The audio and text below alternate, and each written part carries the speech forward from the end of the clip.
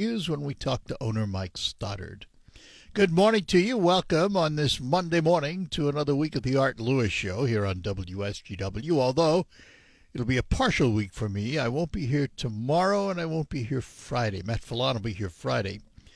But I have a couple of things to do this week, so I will take leave, as they say. But for today, got a busy morning for you. Later on after the 10 o'clock news, we're going to learn about an organization called LEAD, L-E-A-D, from Lisa Tarkington. At 11 o'clock, as I mentioned, Westside Decorating with Mike Stoddard will be the subject of focus. But for this hour, we're going to spend it with State Representative Matthew Bierlein from the 97th District, which covers parts of Bay, Genesee, Saginaw, and Tuscola counties. And we say good morning to Matthew Bierlein. Good morning, Representative Bierlein. Good morning, Art. Thanks for having me today. Oh, absolutely. Thanks for joining us. Matthew, let's start with something I don't think I ever did. Never asked you anyway. Tell us the Matthew Bierlein story. How'd you get into politics? And what did you do up to that point? How did I get into politics? That's a good story. So I grew up in Vassar, and I have two older brothers who both served in the military.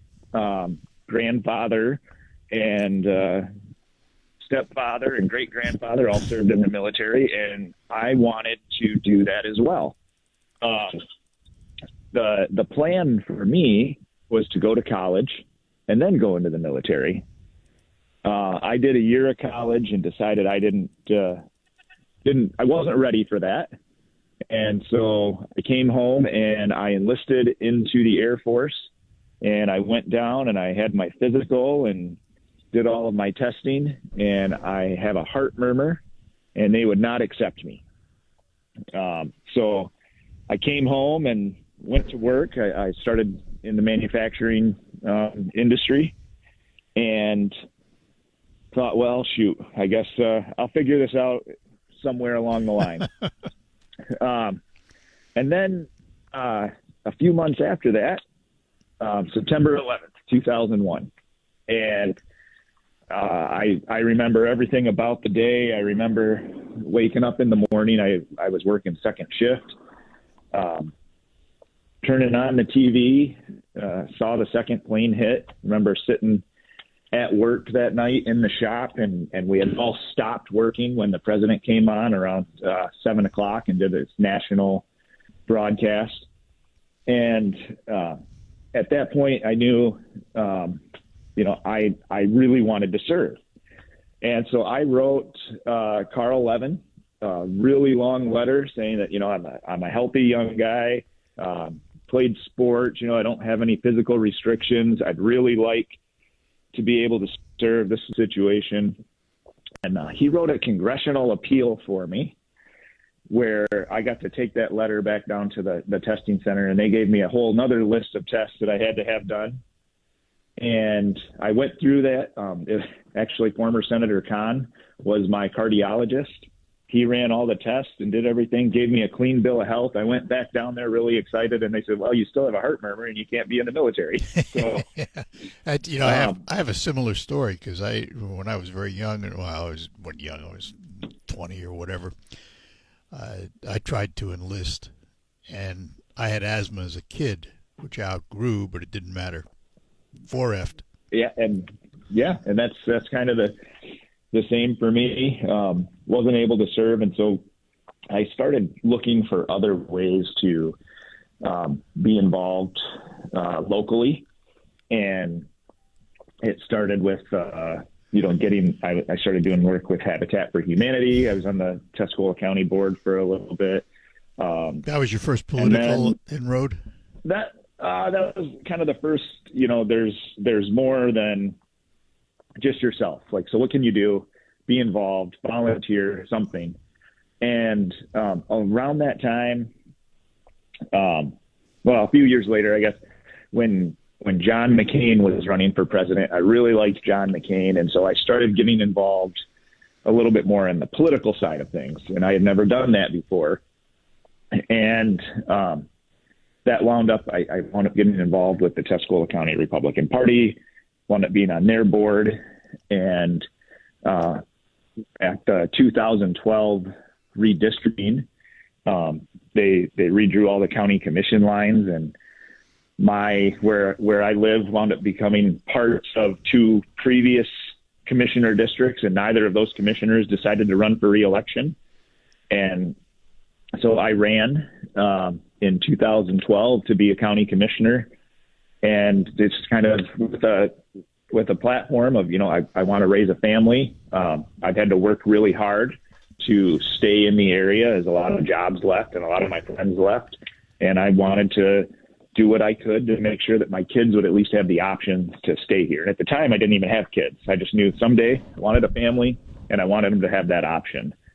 And I've been almost full-time politics ever since then. Yeah, it's interesting because I always like to ask what got people involved, because I have a fear today that with the divisions in politics, we're chasing good people away. It certainly happens. I think we see it.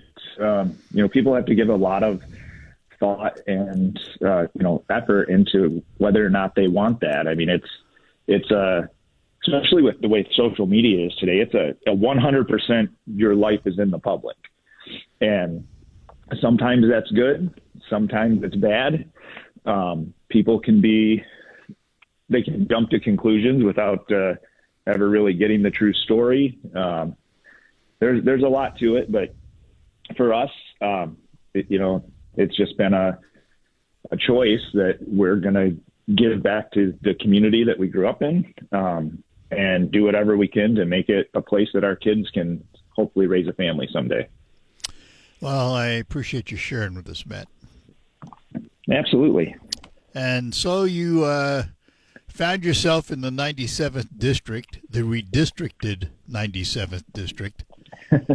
Yep. And pieces, I don't know, I wonder sometimes how they put this map together, but you've got pieces of 4 different counties, and they're pretty diverse, aren't they?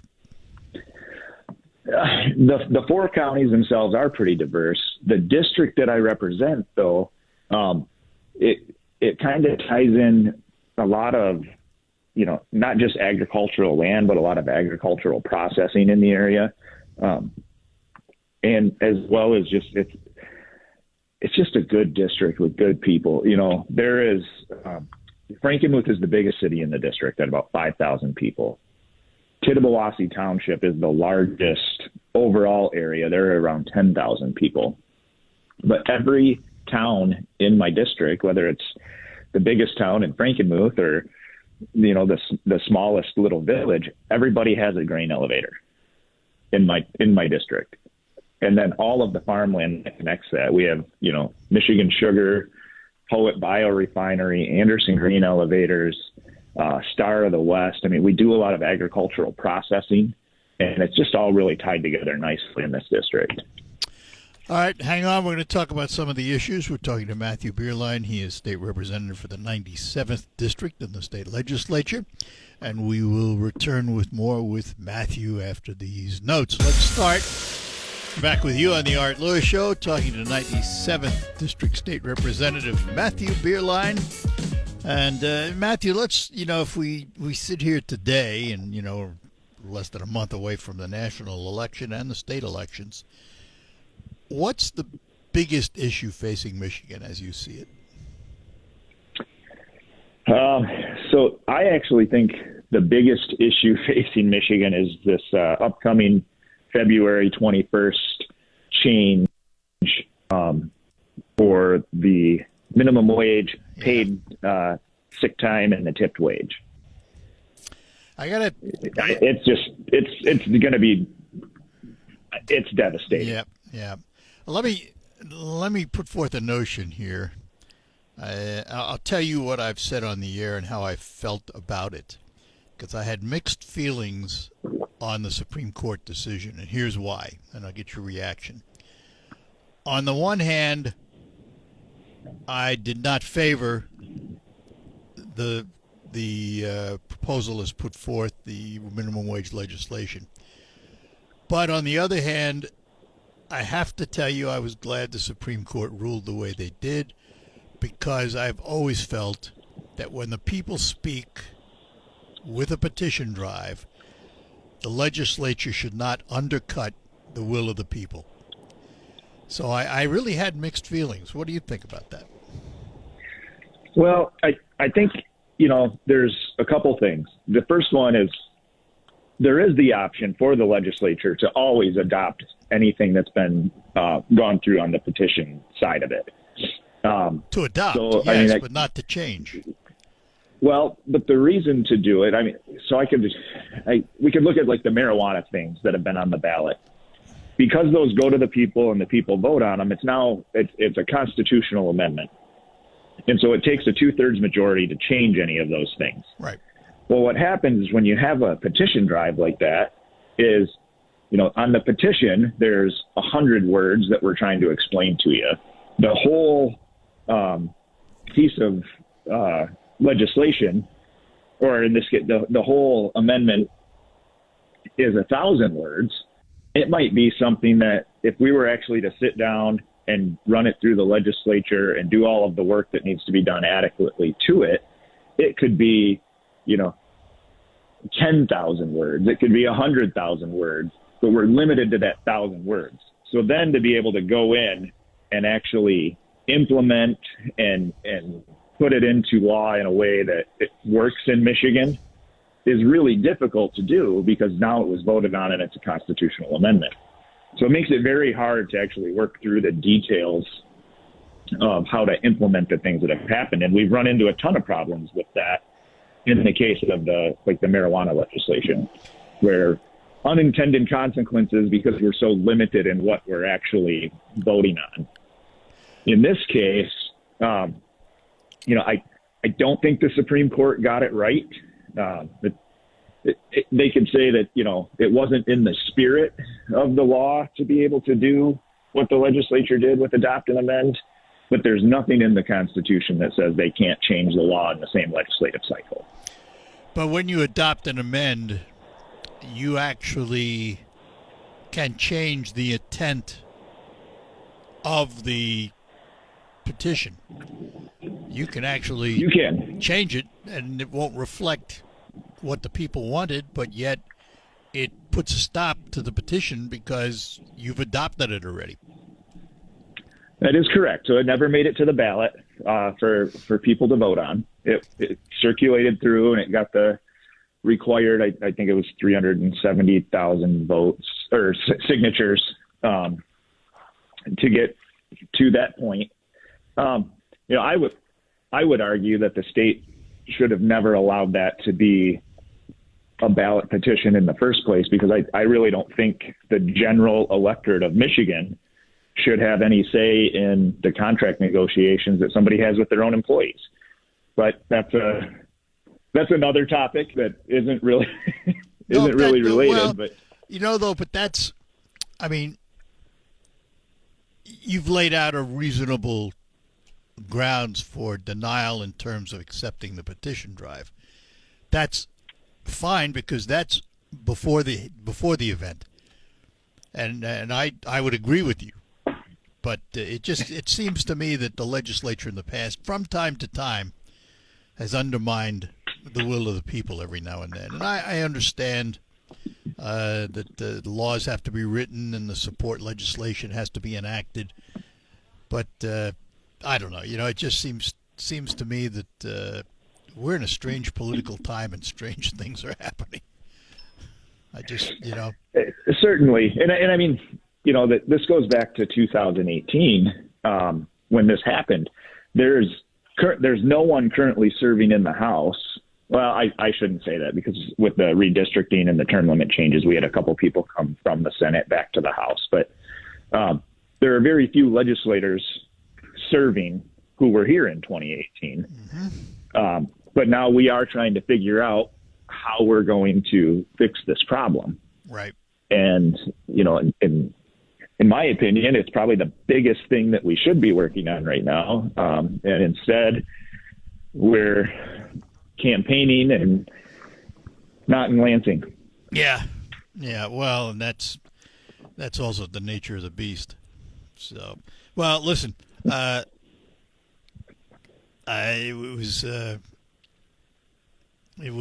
kind of shocking. Again, I supported it, but it was shocking when the Supreme Court ruled like they did. And you are right. I don't think we've begun to see the impact of what this is going to do to small business and particularly the restaurant industry. It's going to be a disaster. There's still time. Yeah. I mean, that's one thing about it is what they did rule. They didn't rule that the legislature can't change it. They ruled that the legislature can't change it in the same legislative cycle they adopted it in. So, right. At any time we could, work together to make some of these changes to make sure that we don't put, I think the last number I saw was, 40% of restaurants think that they're probably going to have to close. That's a pretty big shock in a state that's really tourist driven. Last question on this topic. Do you sense bipartisan support to make changes? I do think so in the House. The conversations that have taken place so far it looks like it's going to take a coalition to get something moved in the House. We're not hearing a lot from the Senate. And so, again, I wish that I knew more about it. I do think that it does not happen unless it's bipartisan. Yeah. All right, hang on, Matthew, and we'll be right back as we talk to Matthew Bierlein about things happening in the state of Michigan. Let me talk to you for a minute about Quick Lane Freeland. Quick Lane Freeland is next to my car dealer, McDonald Ford, where I get my automobiles and where I speak for them.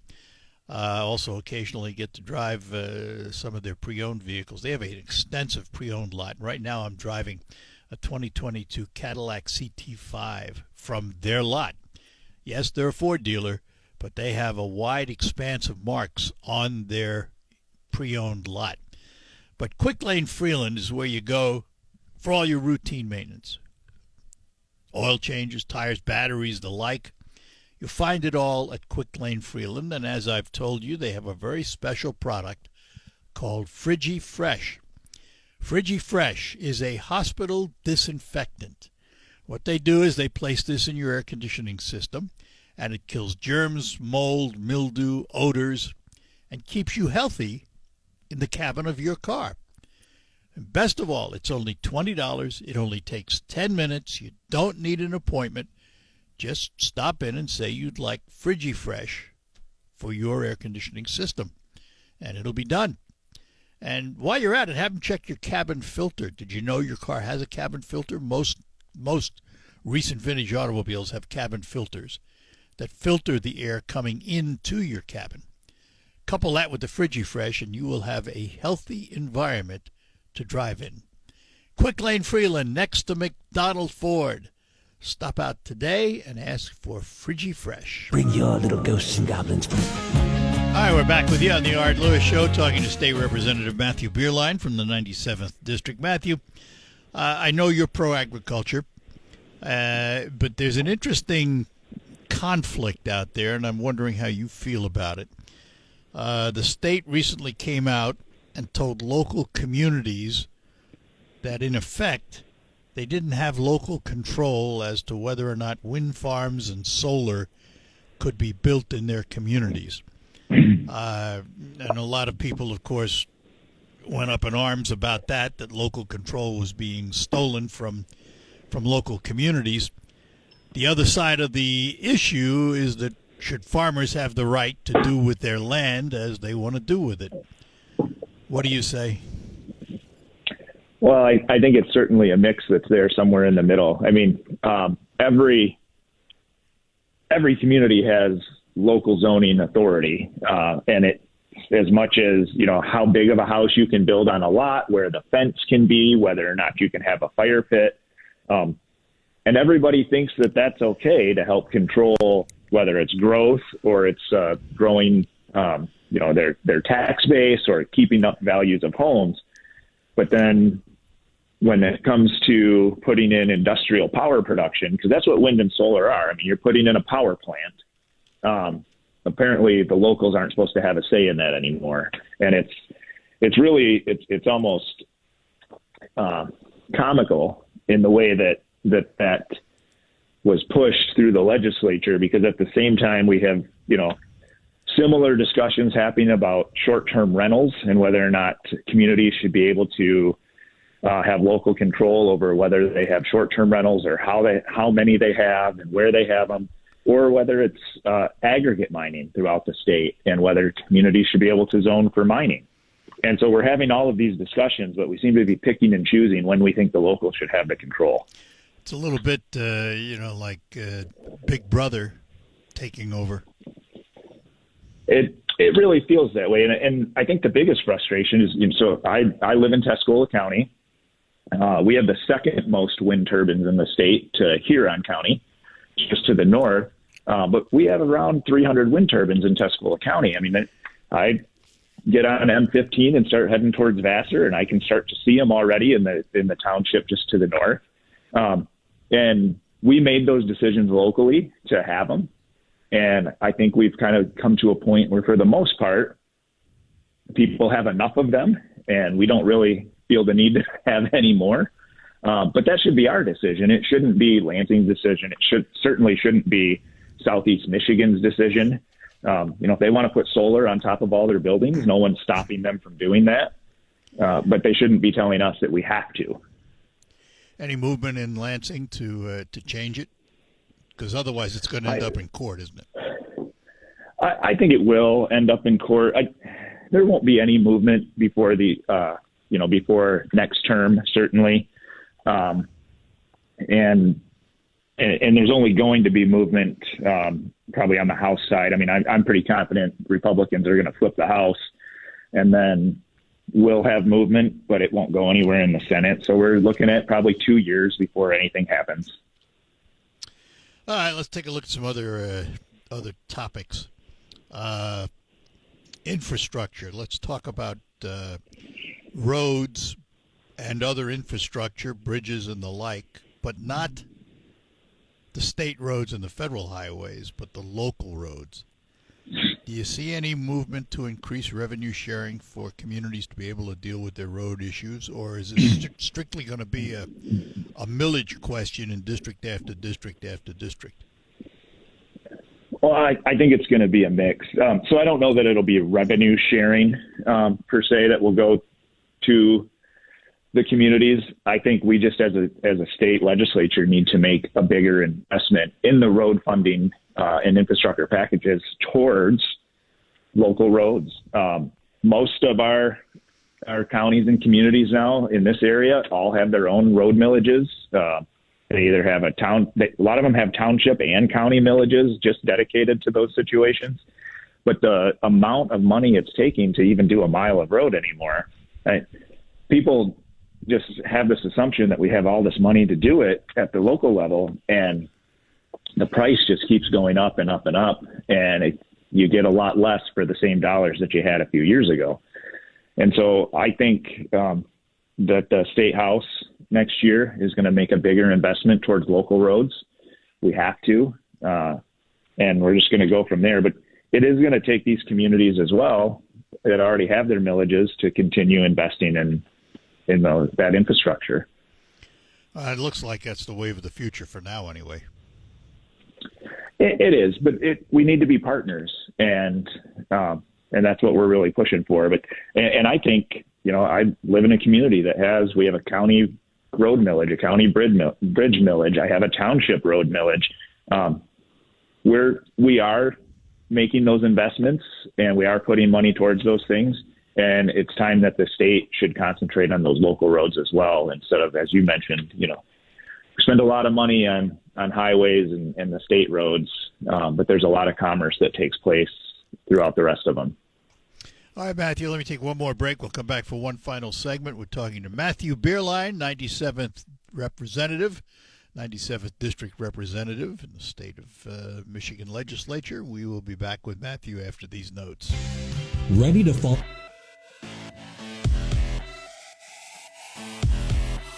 All right, we're back with you here on WSGW, and it is the Art Lewis Show for this Monday morning, talking to State Representative Matthew Bierlein.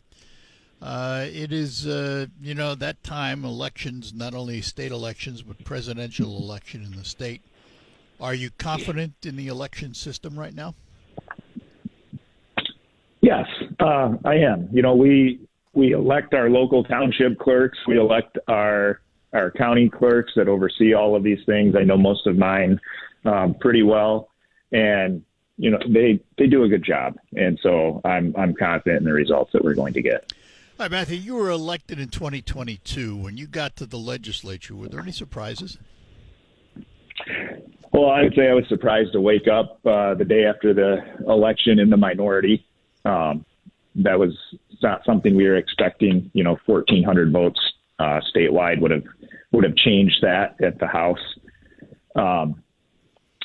After that, I would say, all of my experience with the legislature had been from kind of the majority party standpoint. And so really being able to control what things are voted on, drive an agenda, push good policy decisions, those things.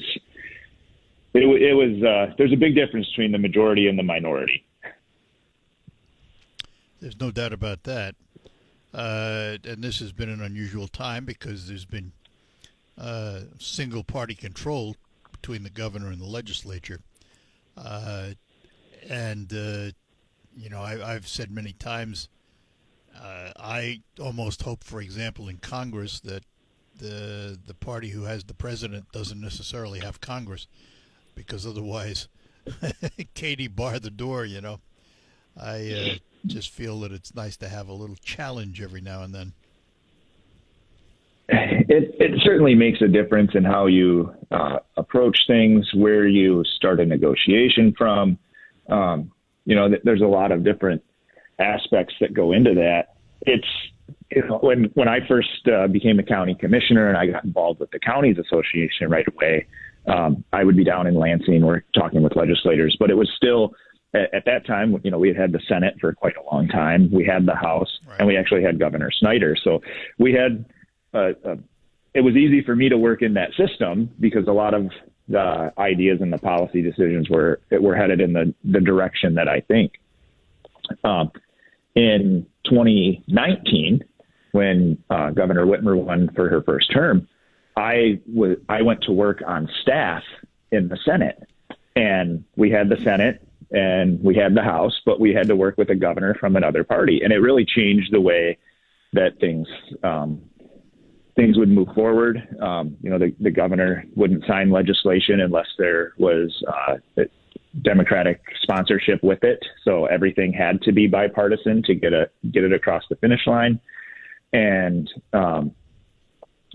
it was working. There were certainly frustrations, from everybody, but it was working. And now, we went back to that one party control, and, for me, it's been really difficult because it's not my party, and there are definitely ideological differences.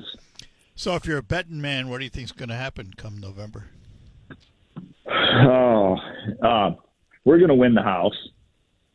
I can't. I'm not going to come out and say, hey, we're going to have a 60-seat majority or anything like that, because I don't know that those exist anymore with the way that the maps are drawn. There's just some really tight races, but I think we're going to win in the House. That 1,400 votes that we lost by last time, at the same time, the top of the ticket, the governor won by 11 points.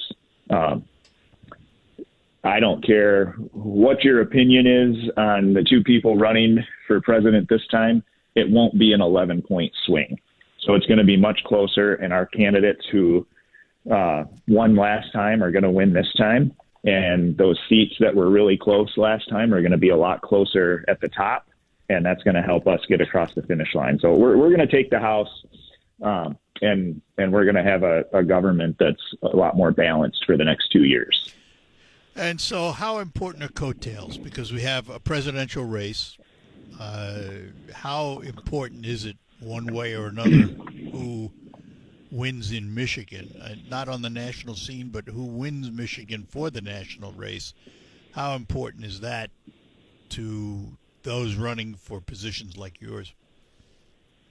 I think it has it has more effect than, than any candidate wants to admit. Everybody wants, I hope they're out there voting for me. But the truth of it is the top of the ticket carries a lot of get out the vote effort. And in this case, we kind of have a double top of the ticket. So, we have President Trump on the top of the ticket, and he is going to bring his people out. And there's a lot of those folks that maybe don't necessarily like him that might still come out and vote for Mike Rogers for Senate. And that's really going to drive a lot of down ticket voting. And I think that's going to really help us on Election Day. Matthew, 30 seconds. Why should we vote for you? Why should you vote for me in 30 seconds? Well, I have a voting record that I'm proud of and I can stand by.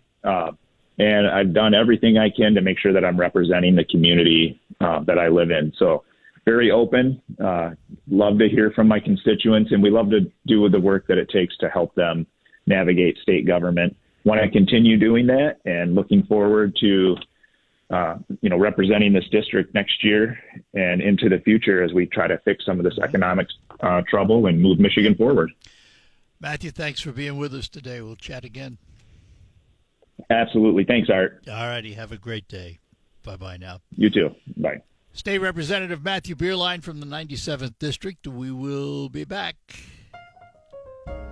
The holiday season is just around the corner, and MBS International Airport is your gateway to a joyful holiday season. Whether you're reuniting with family or visiting friends abroad, MBS International Airport has your travel plans covered. Book your flights now at mbsairport.org and make this holiday season stress-free and memorable. That'll do it for this first hour. We'll be back to find out about the LEAD organization. Next hour, all after the news. Coming up, we'll talk to you then. Broadcasting from the